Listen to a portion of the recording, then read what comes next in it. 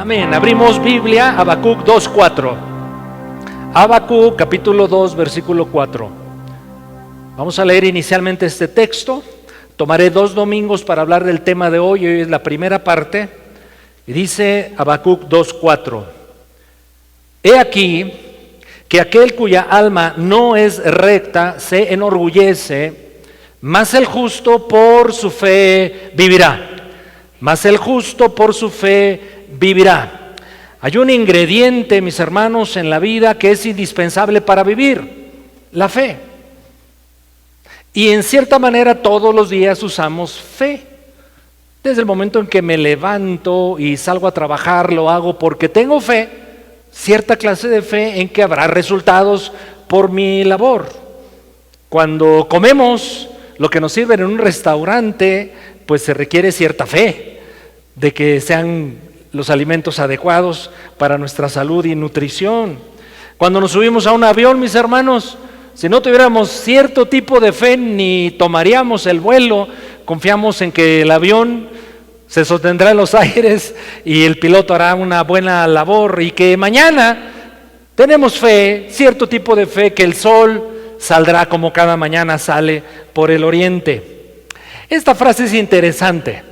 Napoleón, el gran conquistador francés, dijo: hay 4 cosas que ponen al hombre en acción. Escuche, hay 4 cosas que ponen al hombre en acción: el amor, el interés, el miedo, pero la fe.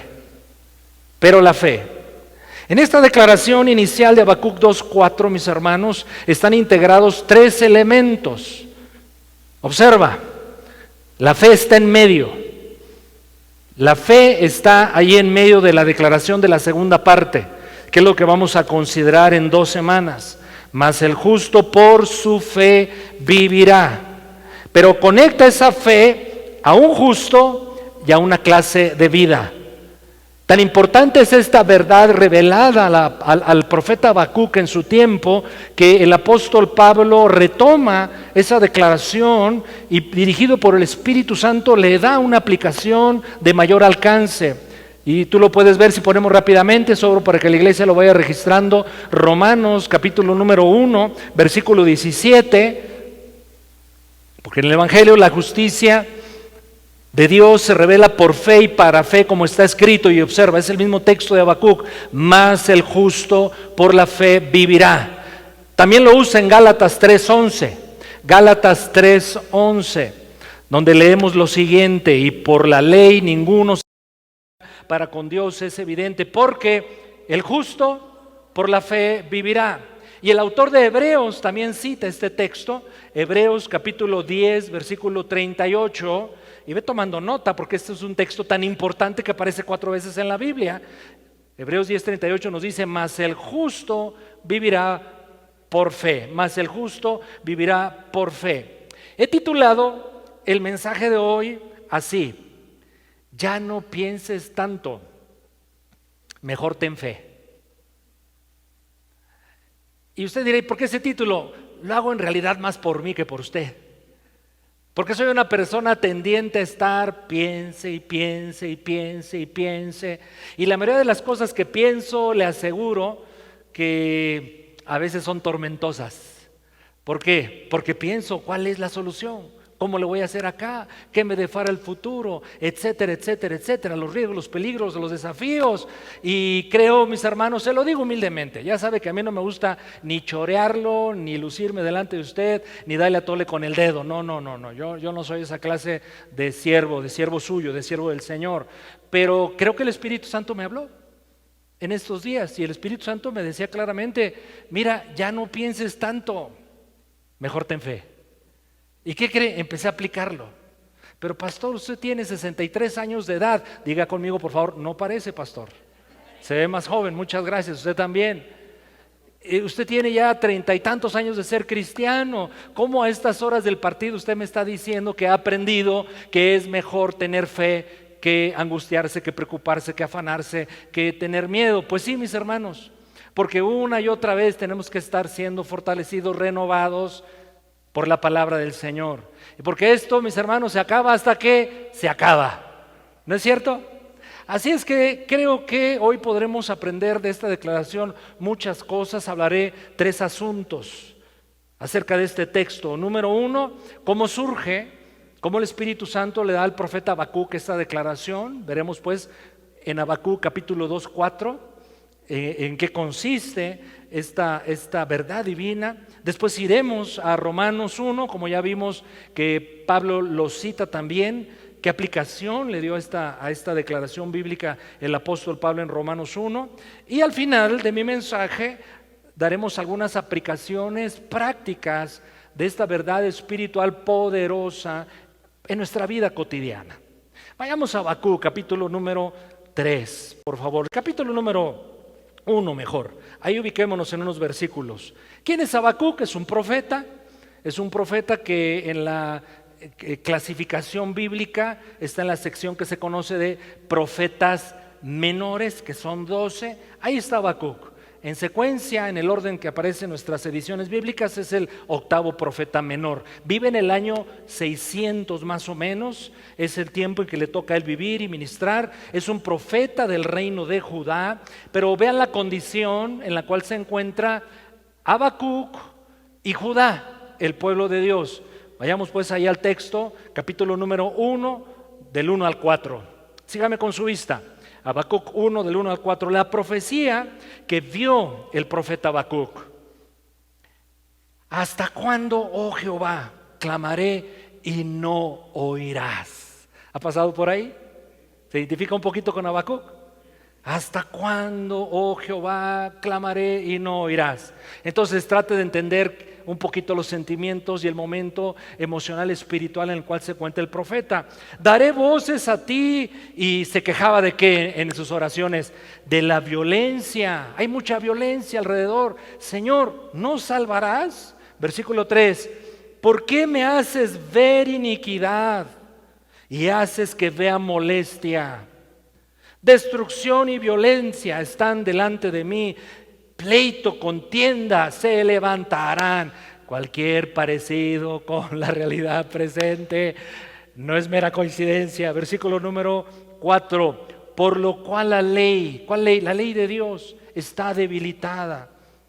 Y el juicio no sale según la verdad, por cuanto el impío asedia al justo.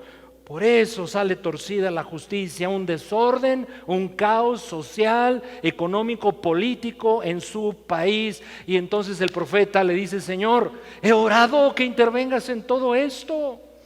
¿Por qué no haces algo? ¿Y qué creen que hace Dios? Le responde. Leamos versículo 5 en adelante. Mirad entre las naciones y vean y asómbrense. Porque haré una obra en vuestros días que aun cuando se os contare no la van a creer. ¿Por qué aquí? Y aquí está la respuesta de Dios. Habacuc, ¿te quejas? ¿Has orado? ¿Hay violencia? ¿Hay injusticia? ¿Se han olvidado de mi ley? Te respondo. Versículo 6. Yo levanto a los caldeos, nación cruel y presurosa, que camina por la anchura de la tierra para poseer moradas ajenas.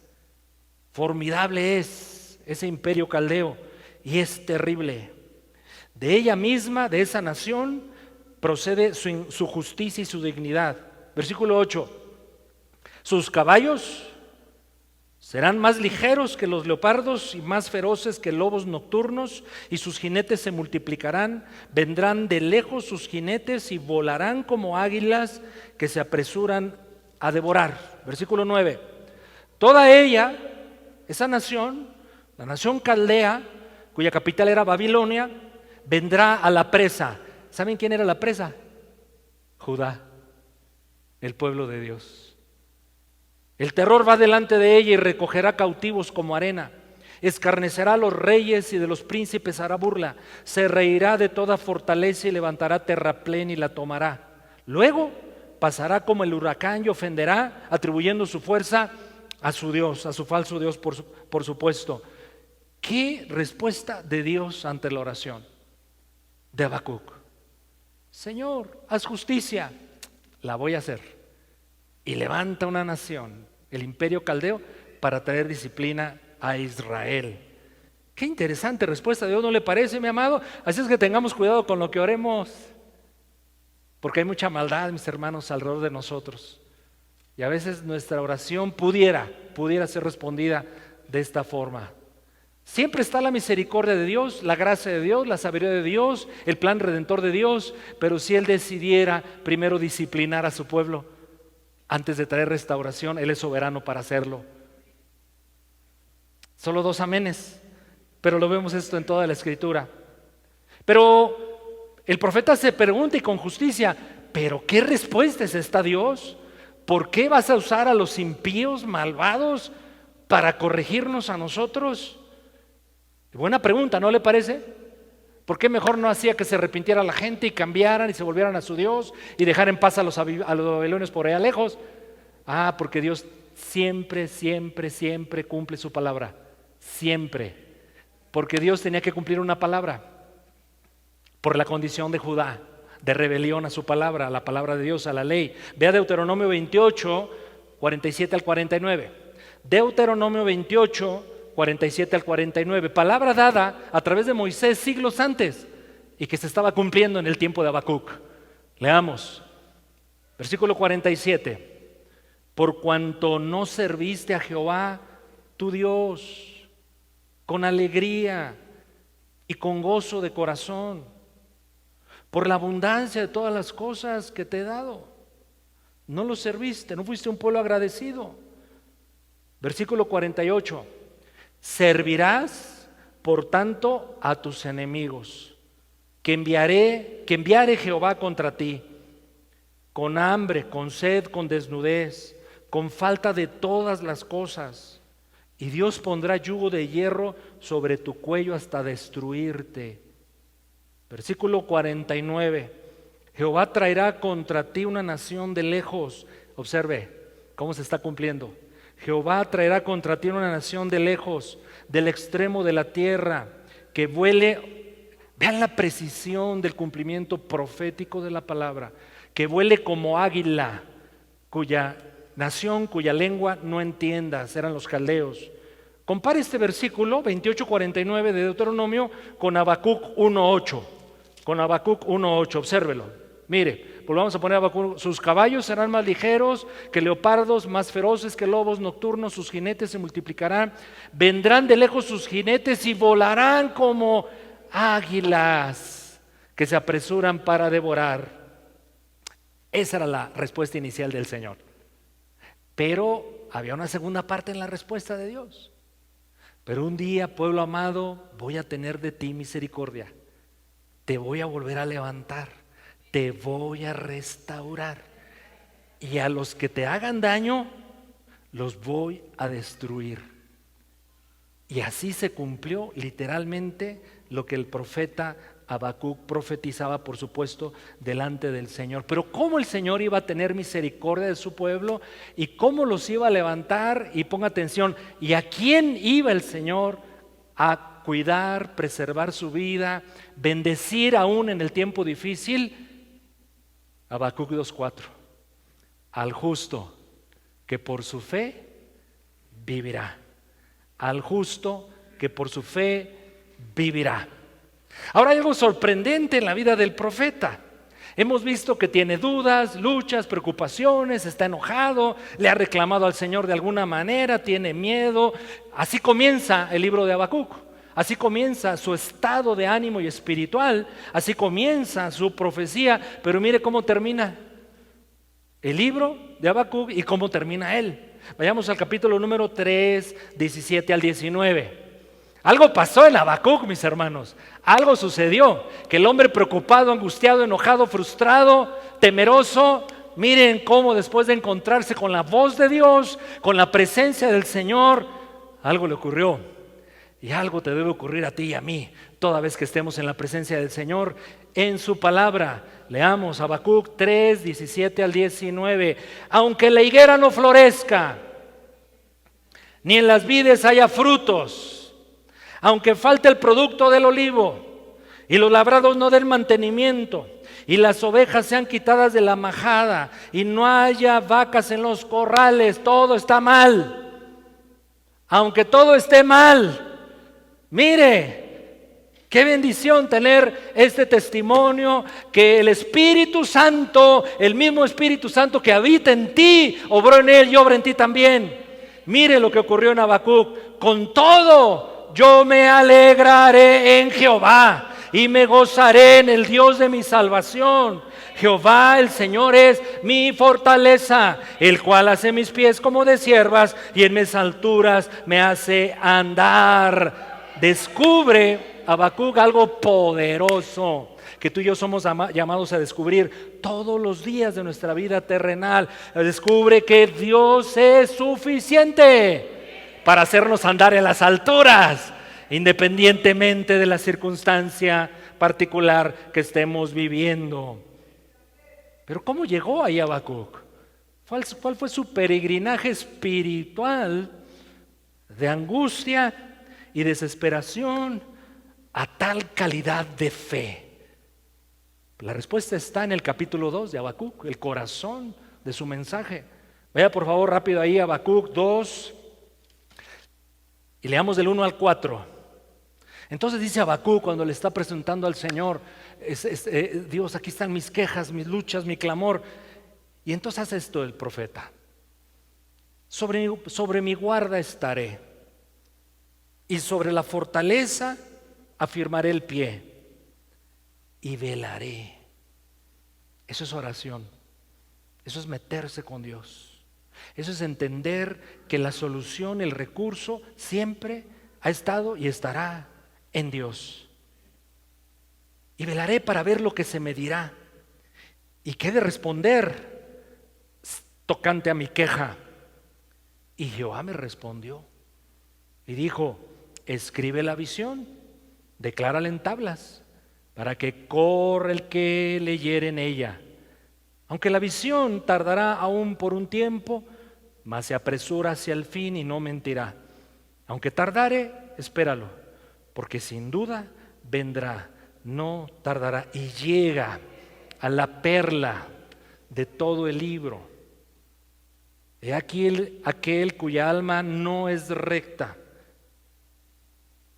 se enorgullece, mas el justo por su fe vivirá. Resolvamos en esta mañana quién es el justo, qué clase de fe tiene y qué clase de vida va a vivir. ¿Quién es el justo en el contexto de Habacuc y de todo el Antiguo Testamento? El que guarda su palabra y hace justicia. Punto. ¿Quién es el justo delante del Señor, particularmente en la visión del Antiguo Testamento?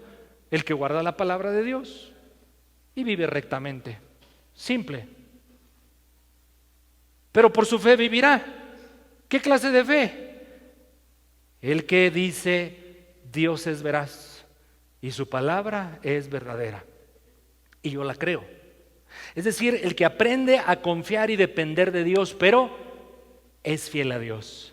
Porque la fe, mis hermanos, tiene una obra, tiene una respuesta, que es verdaderamente ser fiel a Dios. Si creo en Dios, soy fiel a Dios. No hay separación de las dos ideas. Fe, es decir, confía y depende de Dios, porque Dios simplemente es fiel. Vivirá, dice el texto. El justo por su fe vivirá. Y la palabra vivirá en este versículo es la traducción del vocablo hebreo chaya. Chaya. Quizás de ahí viene el vocablo náhuatl chayote. No se crea. Es broma. Chaya, que significa, observe, preservar, florecer, disfrutar la vida que Dios imparte. ¿No es hermoso el concepto? Lo repito: preservar, florecer, disfrutar la vida que Dios imparte. No la vida que me hago yo, no la vida que yo concibo, no la vida que yo creo para mí, sino hay algo mejor que todo eso: la vida que Dios imparte.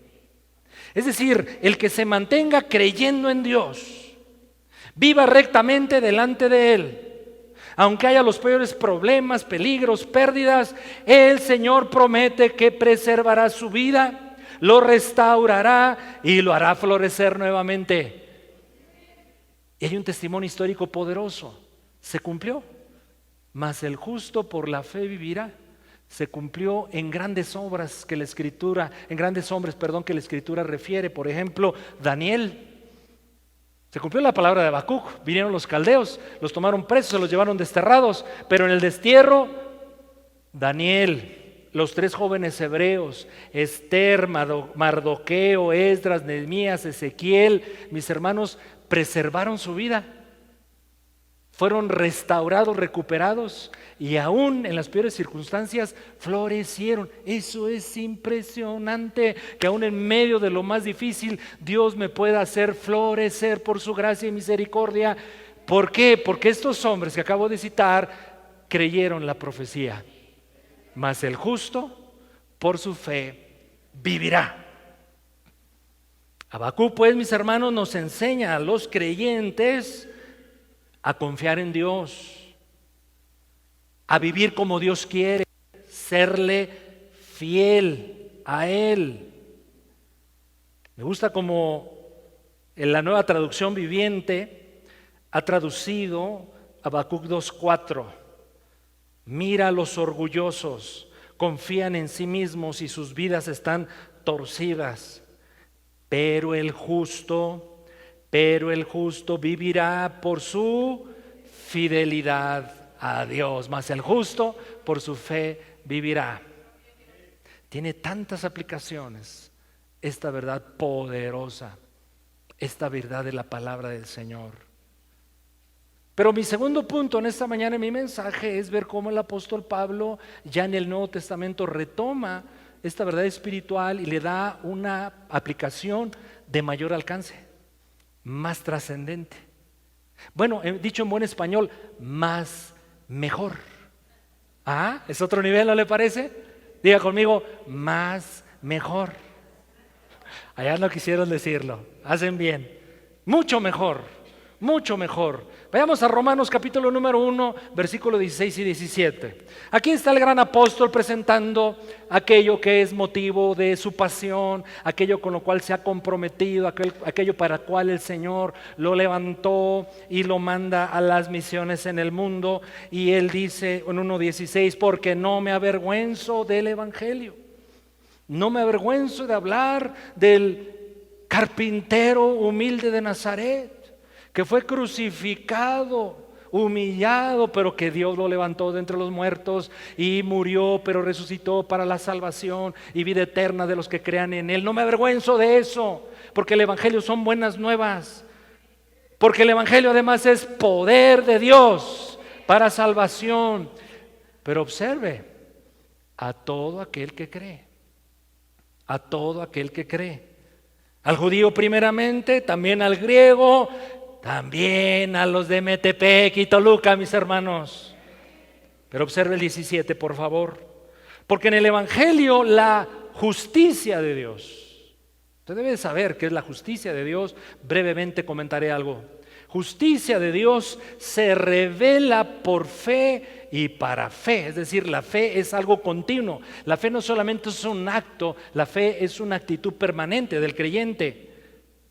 Como está escrito, y llegamos a ese tesoro, mas el justo por su fe vivirá. Ahí están los 3 componentes nuevamente. Hay un justo, hay una fe, hay una vida.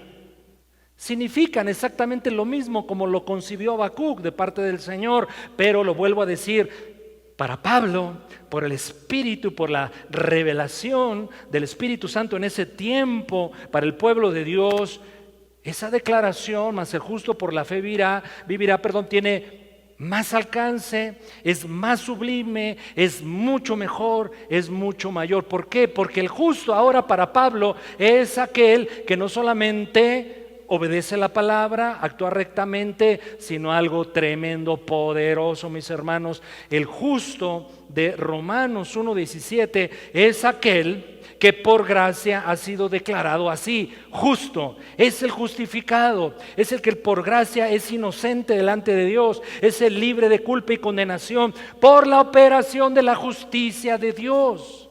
¿Qué es la justicia de Dios? Pues mis hermanos, es el método, es la vía, es la estrategia divina que solo a Él se le pudo ocurrir para justificar a los pecadores. Y la fe de ese justificado acepta, se apropia de tal justicia divina que es revelada en una sola persona y en una sola obra, es decir, de nuestro Señor Jesucristo. El castigo de la culpa se transfirió a Cristo y la justicia de Cristo se transfirió al pecador y por lo tanto fue justificado. Segunda de Corintios 5:21.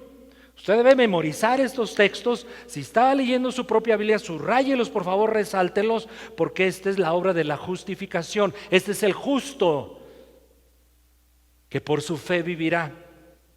Al que no conoció pecado, Jesús, Dios por nosotros lo hizo pecado, lo trató como pecador, para que nosotros, ¿quiénes? Los pecadores, fuésemos hechos justicia de Dios. Observa la transferencia: mi pecado por su justicia por mi pecado. Pablo está diciendo, mas el justo. ¿Cuál es el justo? El justificado por Cristo Jesús. Es decir, el justo, justificado, ha sido salvado, observe, de la culpa, del castigo de la culpa y del poder de la culpa. El justificado en Cristo Jesús ha sido salvado de culpa, castigo y poder del pecado. Está ahora en correcta relación con Dios. Es hijo heredero de las riquezas en Cristo. Todo lo ha recibido por gracia por medio de la fe. Una fe que acepta sin lugar a dudas la veracidad del carácter y promesas de Dios. Este justo tiene fe. Pone toda su confianza en el carácter y decretos de Dios. Este justo puede decir: si Dios lo dice, yo lo creo. Si yo lo creo, Dios lo hace. La fe es más que creer. Es una completa confianza y dependencia en Dios. Es aceptar que Dios es más sabio que nosotros y que Él es fiel a sus promesas y a su carácter. Un sencillo ejemplo, segunda de Tesalonicenses 3:3. Digo sencillo por lo corto que es el versículo, pero que bien alude a la fidelidad del Señor. Pero fiel es el Señor, pero fiel es el Señor. A ver, vamos a leer en voz alta este pasaje, por favor. ¿Todos están conmigo acá? ¿Sí? Adelante. Pero fiel es el Señor, que os afirmará y guardará del mal. Al decir: vivirá por su fe el justo, también está diciendo que hay una vida que vive el justo. Su fe le dirigirá en esa nueva vida, ya justificado en Cristo. Ahora se esforzará para vivir como hijo de Dios.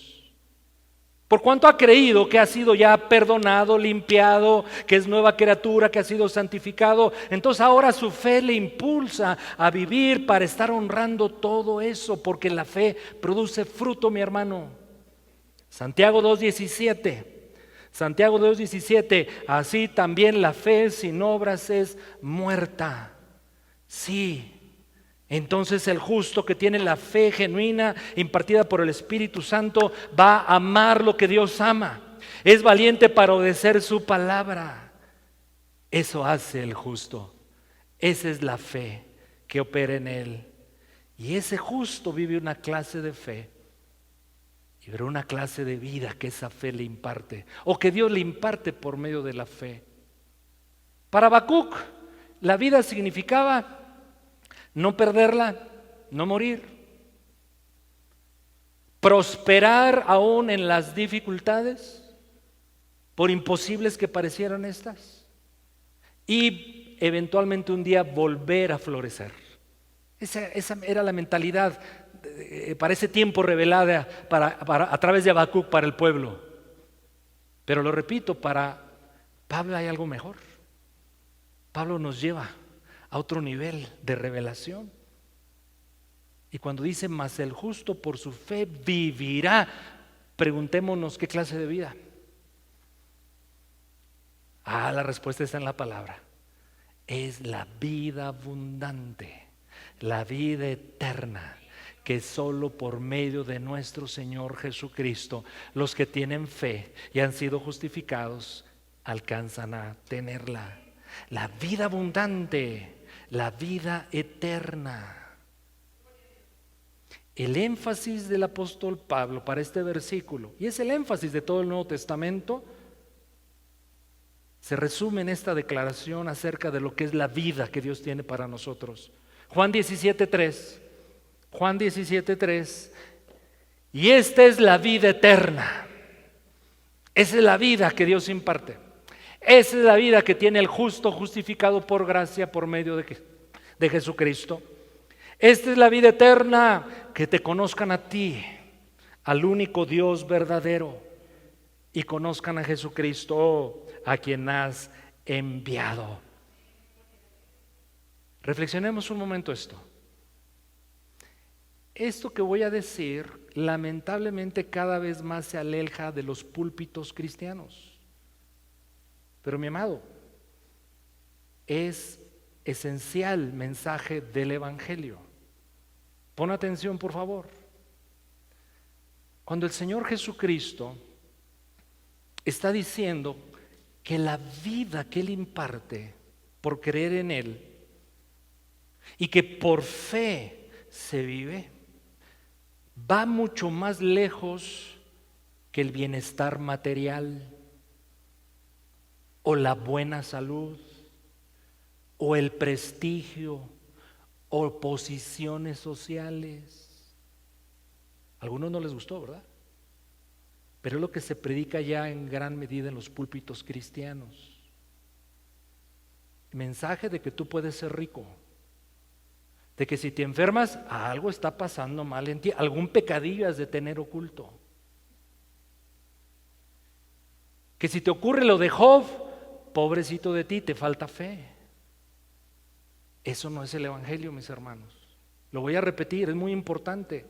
La vida que Cristo Jesús nos imparte al justo, justificado, que vive por fe, es una vida, lo voy a repetir, va mucho más allá, mucho más lejos que el mero bienestar material o la buena salud o el prestigio y posición social. Porque es evidente que el mensaje del Evangelio no le da prioridad a estas cosas. Dios las puede dar, diga conmigo, amén. ¿Las anhelamos genuinamente? Amén. ¿Aspiramos a ellas? Amén. ¿Aplicamos los preceptos de las palabras de Dios para caminar en esa dirección? Amén. Pero a Dios le interesa algo mucho más grande para ti y para mí. Que tengas la vida eterna, que tengas la vida abundante en Cristo Jesús y que encuentres tu deleite en la persona y obra de nuestro Señor Jesucristo. Y voy a terminar. Habiendo revisado qué significó para Habacuc esta declaración, más el justo por la fe vivirá, qué significó para el apóstol Pablo, pero la idea del Nuevo Testamento era el énfasis. Hagamos algunas aplicaciones prácticas de esa fe en nuestra vida cotidiana. Y no abundaré en tiempo en este punto, mis hermanos, porque intencionalmente les voy a dejar, como decimos coloquialmente en México, espero dejarlos picados. Porque ¿recuerda el título del mensaje? ¿Quién lo recuerda? Ya no pienses tanto. Mejor ten fe. En otras palabras, dirían los norteños, ¿para qué tanto brinco estando el piso tan parejo? Así va más o menos. Ya no te atormentes, esa es la idea de no pienses tanto. Ya no dudes. Mejor cree. Mejor cree. Y venían en estos días cavilaciones, cálculos, consideraciones a su servidor, y yo decía, Señor, no. Es más, se lo dije hasta en inglés, I don't know. Y vino la palabra. El Señor no lo hace así, pero yo así me lo imagino, ¿no? Como diciendo, ¿a qué brutito es mi hijo? Si ya está dicho 4 veces en la Biblia mas el justo por su fe vivirá la vida que Dios tiene para él. Entonces, mis hermanos, por exagerado que parezca lo que voy a decir, no lo es. Todo tiene sentido, todo haya orden en lo que estamos viviendo, aún sufriendo, cuando confiamos plenamente en Dios. Eso es poderoso, mis hermanos. Bueno, al menos a mí me está edificando esta serie. Espero que uno que otro también. Alguien déjeme saber con su mano levantada: sí, pastor, creo que Dios me está hablando. Gloria a Dios. Aplicaciones prácticas de la fe. ¿De dónde más puedo tomar ejemplos? Pues de la Biblia, de los hombres que con su vida ilustran la fe. Anticipo, la próxima semana vamos a dedicarnos a meditar el salón de la fama de la fe, Hebreos capítulo número 11. Pero hoy hablemos de algunas cosas. Yo te invito, mi hermano, a que apliques la fe en los siguientes 3 aspectos. Aplica la fe a tu pasado. Aplica la fe a tu presente. Y aplica tu fe a tu futuro. Fe respecto al pasado. Isaías 43:21. Esto obró el Señor en aquel que por gracia fue justificado, hecho justo. Dice Isaías 43:25, yo soy el que medio borro. ¿Se acuerdan cuando borrábamos con la goma nuestros cuadernos? ¿Verdad que no quedaba del todo borrado? Quedaba una manchita, no se atinta, pues ya no se borraba. Pero Dios dice, yo soy el que borro tus rebeliones por amor de mí mismo y no me acordaré de tus pecados. Aplica tu fe a tu pasado. Tienes 2 opciones: seguir dudando, atormentándote, reclamándote, etcétera, etcétera, o créele a Dios. Mejor ten fe. Tus pecados ya han sido borrados por la sangre, la única sangre que no mancha, sino que limpia, la sangre de Jesucristo. Aplica tu fe a tu pasado. Pero aplica tu fe al presente, a tu presente. ¿Cómo? En la Biblia abarca prácticamente todas las situaciones que el ser humano y el creyente en forma particular vive. Por ejemplo, podemos aplicar la fe en el Señor para encarar la vida y los retos de la misma con valentía. Vayamos a Josué, capítulo número 1, versículos 9 al 11, por favor. Acompáñame a Josué,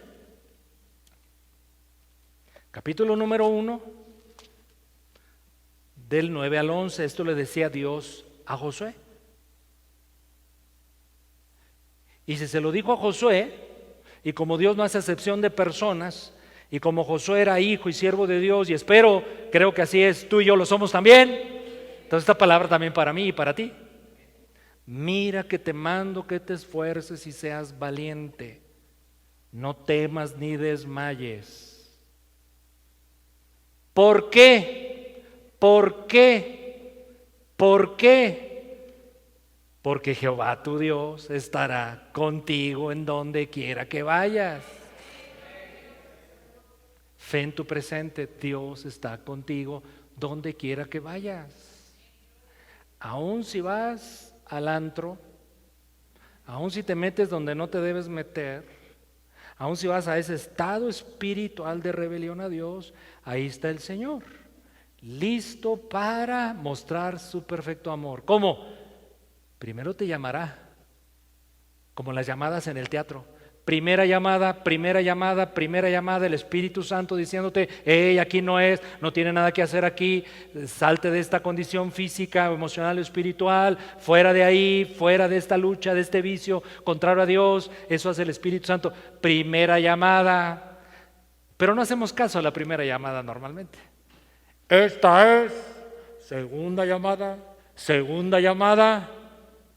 Y el Señor empieza a subirle a la temperatura del horno y nos empieza a llevar al horno, pero pensamos que no nos va a meter en el horno y no hacemos caso.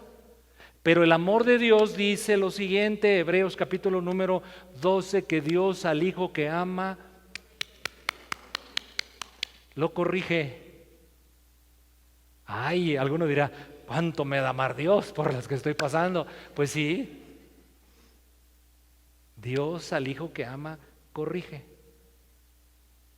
Si tú o cualquiera que amablemente nos atiende quizás en la transmisión declara ser creyente cristiano, incluso se puede congregar en una iglesia, pero sabe que anda mal,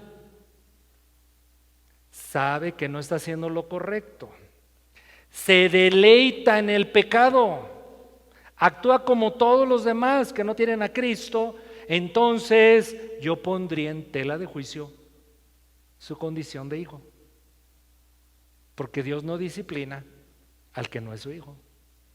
Interesante, ¿no le parece? Interesante, pero es lo que dice la Biblia. Bueno, Josué, versículo 10, tan le creyó Josué a Dios que emprendió la misión que le había sido asignada y se arranca a dirigir al pueblo de Dios hacia la tierra prometida y va rumbo a Jericó. Veremos algo la próxima semana, cómo operó la fe para que los muros cayeran de esa ciudad.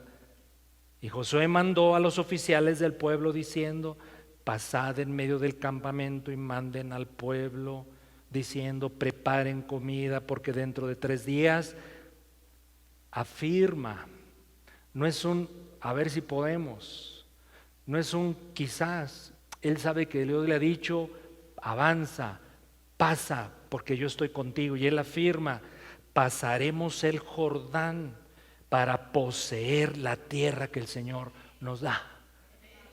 Fe, fe en el tiempo presente que emana de una realidad: Dios está conmigo.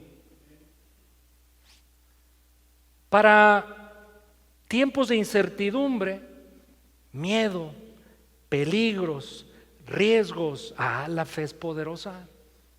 Vayamos rápido a Mateo capítulo número 8, a partir del 23. Es historia popular para que los que leemos la Biblia. ¿Cuántas veces hemos acudido a ella? ¿Cuántas predicaciones hay sobre este texto?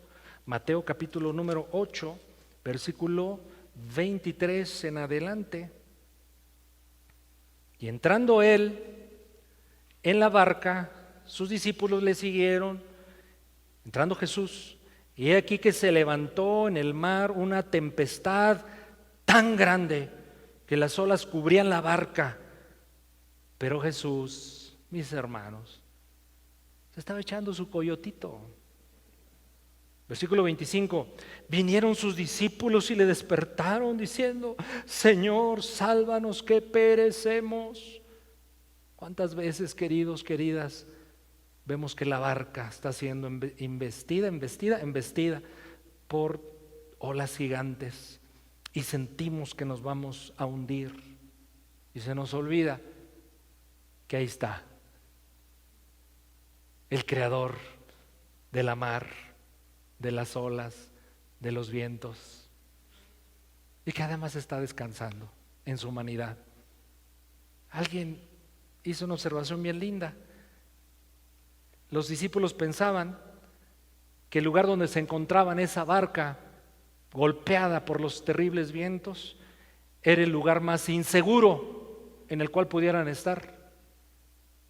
Pero ese hermano me dijo: pastor, observe, de hecho era el lugar más seguro donde podían estar, porque ahí estaba el Hijo de Dios. Sigamos leyendo. Él entonces, Jesús, le dice: ¿por qué temes, hombre? ¿Por qué temen, hombres de poca fe? Entonces, levantándose, reprendió a los vientos, a la mar, y como tenía que ser, mis hermanos, se hizo grande bonanza. Grande bonanza. Aquí la fe es confrontada, aquí la fe es cuestionada, desafiada, pero obviamente hay una invitación subyacente, pero no dejen de tener fe en el Hijo de Dios.